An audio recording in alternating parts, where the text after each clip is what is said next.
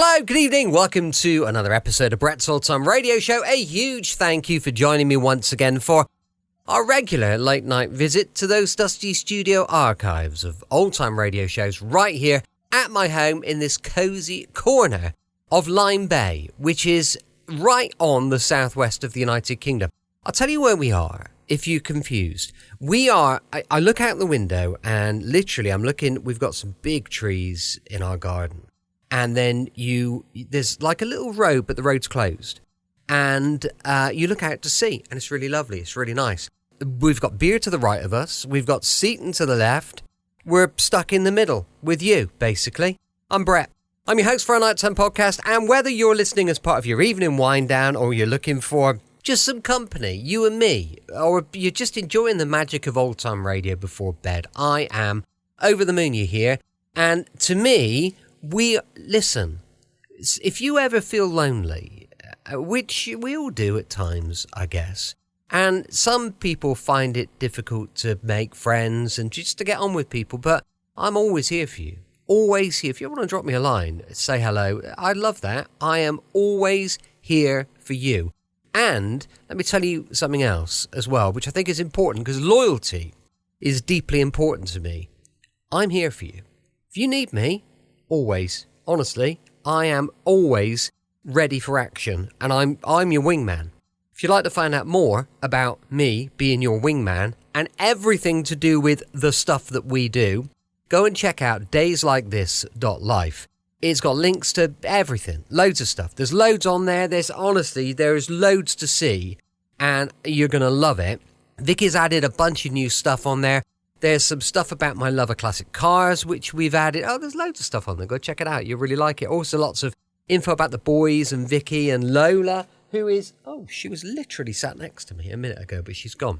Make yourself comfortable, settle in, and we'll enjoy tonight's episode of Sherlock Holmes. What I must say is it's okay. I've put it through a bunch of filters. I've worked really hard on this episode, so I hope you appreciate it. I think it's okay. I think it's good. So let's check it out. It's first broadcast on the 2nd of May, 1944. What is mad is to think the World War was going on. So whilst this was playing out for the first time on the radio, we were at war. It's absolutely bonkers, isn't it? Some would say we could be at war now, but I think it was slightly different back then, back in the day. And this is an episode called The Adventure of the Superfluous Pearl. Town was full of bevies of fresh young beauties, brought up from the country to be presented at court. The papers were full of accounts of dinners, soirees, garden parties, and all the rest of what now seems like a forgotten life. Naturally, all this meant very little to Holmes.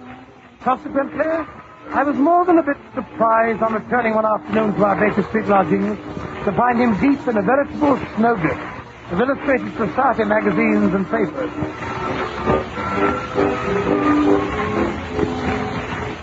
Watson, do you know about this man Damery? Damery? What Damery? Lord Damery, of course. He took his photograph of all this society weekdays. Oh, that's true. The fellow's a household word in society. Yes. He's a man of the world, of a natural turn to diplomacy, and he's asked me for a 4:30 appointment beside Drunkard. You mean that Lord Damery's coming here? It's 4:30 now, and look at the mess of the place to him. Calm yourself. That is Mrs. Hudson. Lord Damery is not paying a visit to Baker Street to investigate our housekeeping, but to consult me in my professional capacity. That will be the gentleman now, unless I'm very much mistaken. Punctual to the minute. Take a look out of the window, will you, Watson? That's a good fellow. Really, Holmes, why you always expect me to play Sister Anne for you? Oh, all right, very well. Yes, Mrs. Hudson, she's up the door to it. I shoot, she's out on the front step making his curtsy. Oh, what's this, Donna? He's removing his hat and bag. His lordship must have got a very expensive tailor. Every detail, from his black satin cravat to his straightened leather shoes, is perfect. The tape must have cost him Really, an unmarried man, our Lord Damery. Why do you say that, Holmes? Well, only a bachelor squanders money on his wardrobe to set a laddie's hand. The married man is too busy putting his wife's bills for feathers and Oh, but it's worth it, my dear fellow. It's worth it. The pleasure of seeing the lady of one's choice in a fetching new bonnet or an agitating chip. You can omit the Rhapsody, my dear Watson. Our visitor is just outside the door. Come in. Lord Damery, I presume. And this must be the celebrated Mr. Sherlock Holmes. I'm delighted to make your acquaintance. Won't you sit down, sir? Watson, dump that encyclopedia off the other armchair, will you? Yes, I was hoping to find Dr. Watson. A pleasure, I assure you. Well, the pleasure is mine, sir. Yes, I'm truly delighted to find Dr. Watson present. This collaboration may be very necessary, Mr. Holmes. We are dealing on this occasion with one of the most ruthless individuals in all England. Oh, and who might that be? My sister, the Lady Alicia, widow of the late Earl of Devon. You don't say.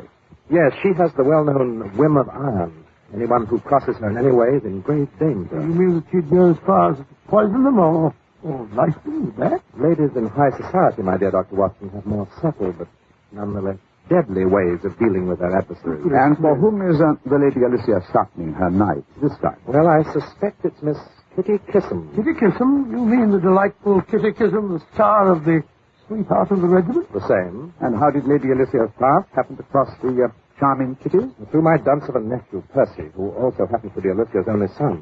Oh. He's become infatuated with this Kitty? He's asked her to marry him. And, quite naturally, his mother objects. No, that's the most startling aspect of the whole affair.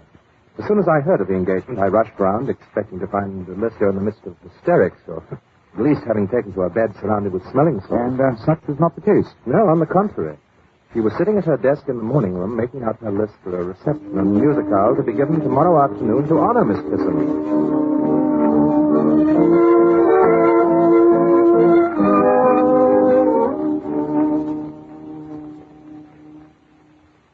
Lord and Lady Coverdale, the Duke of Rottington, Lady Windermere. Well, I must say, my dear Alicia, I hardly expect to find you in such a cheerful mood. Why not? After all, what this family needs is new blood. They told me dear Kitty's father was a butcher and her mother a barmaid. Yes, I'm sure Percy should be very, very happy with the dear little thing. She's bound to make a big impression on all our friends. Alicia, I don't like the way you say that. You have that certain glint in your eye. What glint, dear? The glint you had the evening you met the Lady Eustacia de Vere at the top of the grand staircase at Buckingham Palace. Yes, we've been quarreling all the winter. With such fun. Yes, you smiled politely and left her sweet card. Then you deliberately stepped on her train, ripping it off at the waist, revealing the fact that she wore certain red flannel undergarments. Dear Eustacia, she was the laughing stock of Mayfair. I warn you, Alicia, Kitty Kissam is no Lady Eustacia. Of course not, darling. She's no lady at all. That's what makes me so anxious to have our friends meet her.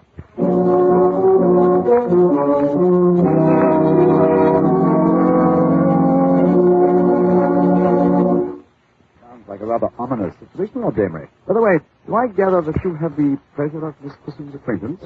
Well, that is, yes, in a way. We've partaken of a bottle and a bird several times, don't you know, after the theater. Kitty's really a dear little thing, in spite of her reputation. Reputation? Oh, surely you've heard of her confounded pearls. I'm afraid I'm rather ignorant of the chit-chat of our metropolis. But everyone knows that she was given those dashed pearls by a certain Balkan king who spends most of his time in Paris. He wears them constantly. For luncheon, for tea, for dinner, in and out of the theater. I believe she even wears them in her bath. It's ostentatious. And what, they're a sort of trademark. Yes, I suppose you might call it that. It's the only evidence of bad taste I've ever known Kitty to indulge in. Bad taste? Well, confound it, man. You don't expect a woman to go flaunting her past about as if she were proud of it. Not even if it packs the theater? Oh, blast those clothes. I suspect that whatever my sister has up her sleeve concerns them. How? Well, for one thing, she insists I hire a private detective to keep an eye on them. Says she doesn't want to run the risk of having them stolen in her house. Very solicitous of her. Hey, Watson? Why not solve the whole situation by suggesting to Miss Kitty that she leave her jewels at home? But I've tried. And, well, there are times when Kitty Kissam can be as difficult as my sister. She absolutely refuses. She says she would as soon appear in public without her petticoats as without her clothes. I've warned her that my sister Alicia means business.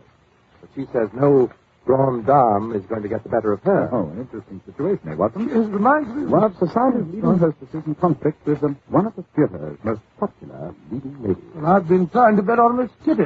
You don't know my sister Alicia. What makes you so positive that your sister is still opposed to the match between your nephew and Miss Kitty? Because in the first place, Percy can't afford to marry an actress.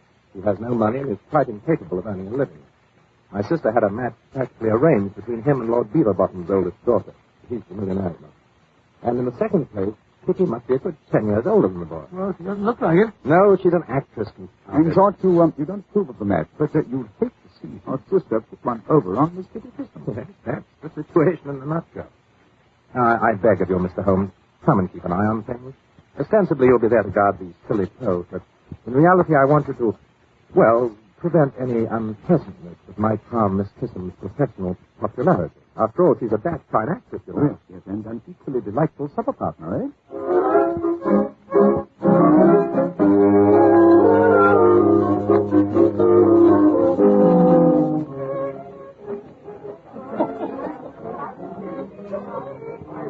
Anything awkward happens to Kitty, Miss Kissam, at this party of yours, I shall cut Percy out of my will. He won't get a penny from me. And then where would you be?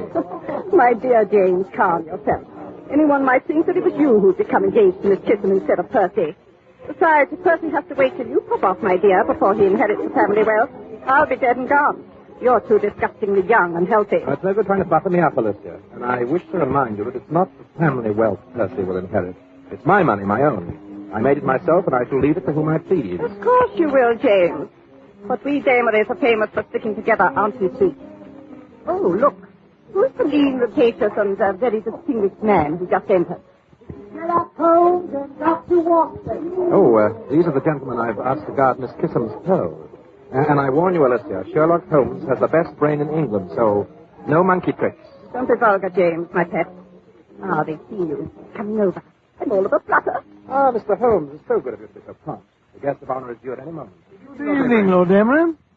James, my darling, haven't you forgotten something? Oh, yes. Alicia, my dear, may I introduce Mr. Sherlock Holmes and his friend and colleague, Dr. Watson? How do you do, madam? This is really delightful. I was just saying to Lord Damery, Mr. Holmes, that I had no idea a member of the police force would look so perfectly fascinating. I'm sorry to disappoint you, ma'am, but we are not members of the official police. We are merely amateurs of the not-so-gentle art of detection. How charming. How simply charming. Kitty Kissam. Oh, here's my guest of honor now. Judging by the rush in her direction, it would seem that quite a few of my male guests have already had the privilege of meeting her. Yes, you see, they no longer lock actresses up in a wardrobe trunk after the performance, lady. Yes, I see she's wearing her pearls. They certainly are magnificent. Almost as fine as mine, I should say.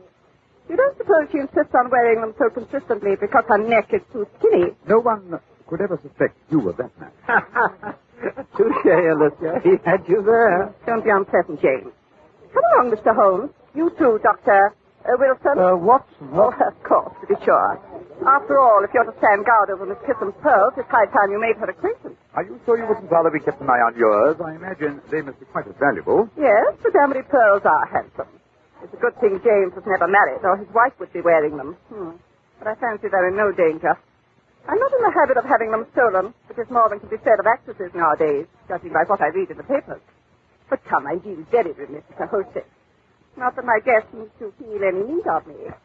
Oh, how are you, Lady Coverdale? See what I mean, Mr. Holmes? Yes, the lady in this case doesn't have to drag her up easy, please. Yes, and one in each garter as well. Come along and meet Kitty. I understand today there's been nothing but milk.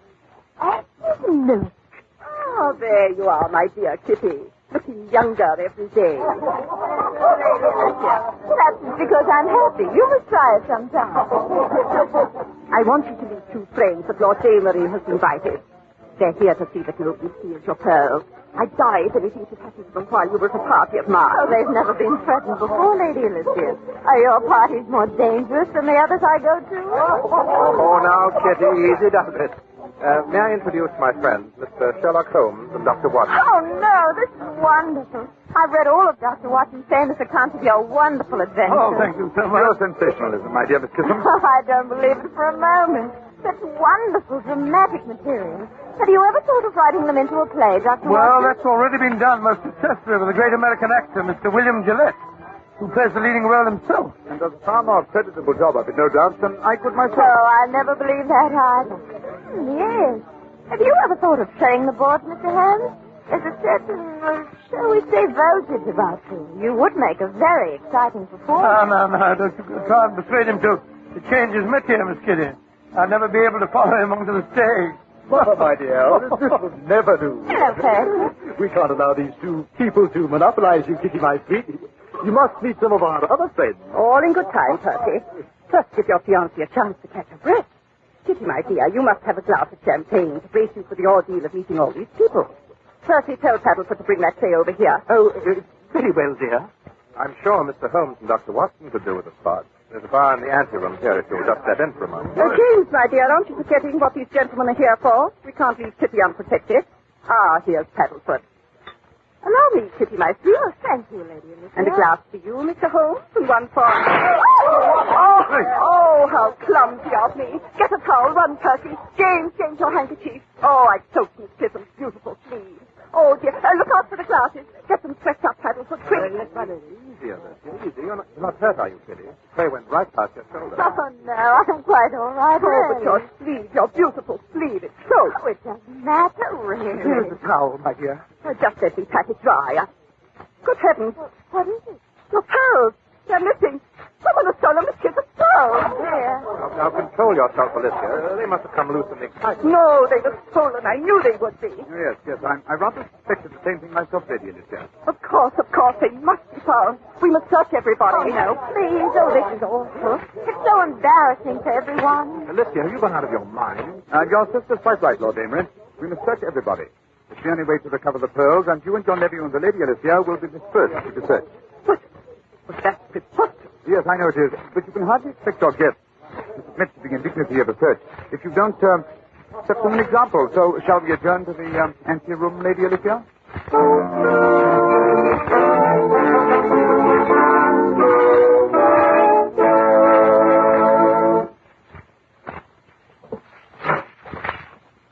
Well, here we are, Mr. Holmes. My sister, my nephew, and myself. Which would you like to search first? Suppose we allow Miss Kitty to choose. After all, it was she who lost the pearls. Oh, really, Mr. Holmes? I feel as though so unnecessary. The pearls came loose in the excitement over the upset tray. They've probably rolled under a chair or rug somewhere. If we wait until the guests have gone, I'm sure we'll find them. Certainly not, my dear. Those pearls were stolen. There wasn't a chair or rug anywhere near us. Nothing but bare parquet floor. And a lot of people. Yes, she's right about that, huh? Of course I'm right. There's a thief in my house, and I insist that the fact that he or she is probably a guest of mine should be no protection.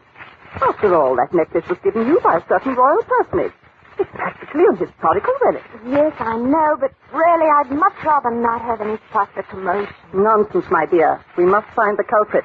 Everyone must be searched. Bravo, Lady Alicia. Thank you, Mr. Holmes. And now that enough time has elapsed so that they will think that we've been thoroughly searched, suppose we call in the rest of the guests, one at a time. You gentlemen can search the men, and Kitty and I will search the ladies. Behind that screen. Oh, please, I'd be much happier if you wouldn't. Nonsense. Let's get on with it. Right. But I still insist the search begins with the camera. Oh, very well, if you insist on being a stickler for form. I suppose Percy and Lord Damery may as well turn out their pockets. No, Lady Alicia. We shall begin with you. Me? But I haven't any pockets. I don't even carry a reticule. So where could I hide anything? In your bodies. Miss Kissam, if you will investigate Lady Alicia's body. The idea. The very idea. Oh, I'd much rather not. Very well. If you won't, Kitty, I will. James, don't you dare. James, take your hands off my neck. That's an outrage. Oh, James, stop it. I'm sorry, but I can't let this talk go on. It's not worth it. Well, you see, those pearls aren't real. My dear, you mean the king gave you imitation jewelry? That whole story was made up by my publicity agent. He thought it would be good for me. I rather suspect you knew the pearls were imitation the first time you saw them. That's why you planned to show me up. What, all these stories about you and the king? Oh, I'm so sorry to disappoint you, Percy, but I'm really quite a respectable person. I've never met a king. Well, I must say this is a blow. Surprise, I mean. I shall be terribly ragged by my pals, you know. They were all rather envious of me. After all, no one needs to know. We don't have to publicize this thing to the world. Oh, but I must tell my guests, James, dear. After all, I owe them some explanation if I let the whole matter drop after making such an issue of things. I'm sure that everyone will be interested to know that not only are Miss Kissam's pearls not real, but Miss Kissam is somewhat of an impostor herself. But how could you know the pearls were false, Mother dear? After all, ladies don't wear imitation jewels. And actresses don't wear trinkets given them by men who don't consider them ladies. Here is your engagement ring, Percy. Well, I didn't really. Oh, this is Keep the ring as a remembrance, don't you know? Thank you, Percy, but I'd rather not. Well, Alessia, now that you've accomplished the result to which the party was undoubtedly given, suppose you let me send the guests home. Oh, not before I've had a chance to explain. You'll do nothing of the kind. If Kitty Kissam wants people to think a king gave us some pearls, that's her business. Thank you, Lord Damley, but it really doesn't matter. I'd just as soon they did now. That story of the royal pearls was beginning to make me feel just a bit foolish. Oh, I'll admit it was helpful when I was just a struggling small-part player, but now, well, I flatter myself that my hold on the ladder of success is firm enough so that it'll take more than a few imitation pearls to shake me loose. Bravo, Miss Kitty. I salute your courage. Thank you, Mr. Holmes. I say, look here. Perhaps I've been a bit hasty, don't you know? You keep your silly mouth shut. I'll handle this from now on. You stay here, Alessia. I'm going to explain the situation to our guests. But James. Alessia, shut up! Well, really. I'm afraid, Mr. Holmes, there's a streak of vulgarity in my brother. I'm sure I don't know where it comes from. Yes, probably from the same place he gets his honesty and sense of fair play. Dear me. Don't tell me you're going to be cross with me, too. By the way, whatever made you think that I might have secreted Miss Kissam's pearls in my body? My dear Lady Alicia, when something of value disappears during a manufactured commotion, the first one suspected should be the person who did the manufacturing. You mean, you thought that I upset the tray on purpose? Quite.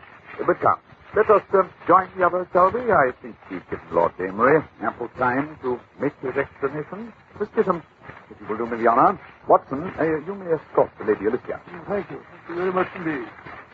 Oh, by Jove, here's one. Oh, that makes 99. Here's two more. 100 and 101. I found 5 more, all in a little bunch. Oh, this is simply thrilling. So much more fun than hunting for Easter eggs. Well, that makes 106. James, what on earth are you doing? Hunting for pearls. Seems I was right in the first place. Miss Kissam's pearls weren't stolen. The string must have broken and strewn them all over the place. Any more? We've looked everywhere. I'm sure there isn't an inch we haven't searched. Then here you are, my dear Kitty. Allow me to return your pearls. Oh, thank you. But I don't understand. Tell me, Miss Kissam, Yes? how many pearls were there on your string? 105. But Holmes, Lord Damus, just counted them. He mentioned 106. There's one more pearl now than there was when it was stolen. It's incredible. It's absolutely impossible. No, my dear Watson, no. It's not incredible. It's not even impossible. It's merely enlightening. What do you deduce from the presence of this added proof of the humble oyster, Lady Alicia? Perhaps you can explain why there are now 106 pearls in Miss Kissam's necklace. Did you say 106? But my necklace, the Damery pearls have 106. Good heavens, my necklace, it's gone. Someone has taken my pearls. Then may I ask, Lady Alicia, what pearls are those still hidden in your bodice? But those are Miss Kissam's imitations. James must have taken mine off my neck when he was threatening to search me. And now he's pulled this trick to get even with me. The string that broke are my pearls. She has no right to them. They are the Damery pearls. My dear Lady Alicia, there is one person who has a better right to them than yourself. That person, of course, would be Lord Damery's wife. Yes. Judging by the look in Lord Damery's eyes, Watson, wouldn't you say they've been handed over to the proper party? My Jove, yes. Elementary, my dear Holmes, elementary.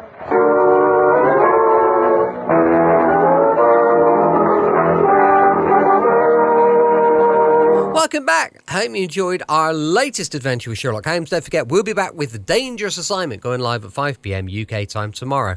It's Brett's Old Time Radio Show. We would love it if you could check out some of our social media. Go to our website, dayslikethis.life, and make sure that this becomes a part of your nighttime routine. Every night, I will expect to see you, okay? Don't go taking nights off and getting out of the routine. We're locked in now. You, me, and just a little bit of Old Time Radio. Thanks so much for listening. I'm here with you 7 days a week, each and every week, and I'll see you tomorrow on Brett's Old Time Radio Show. Love you. Bye.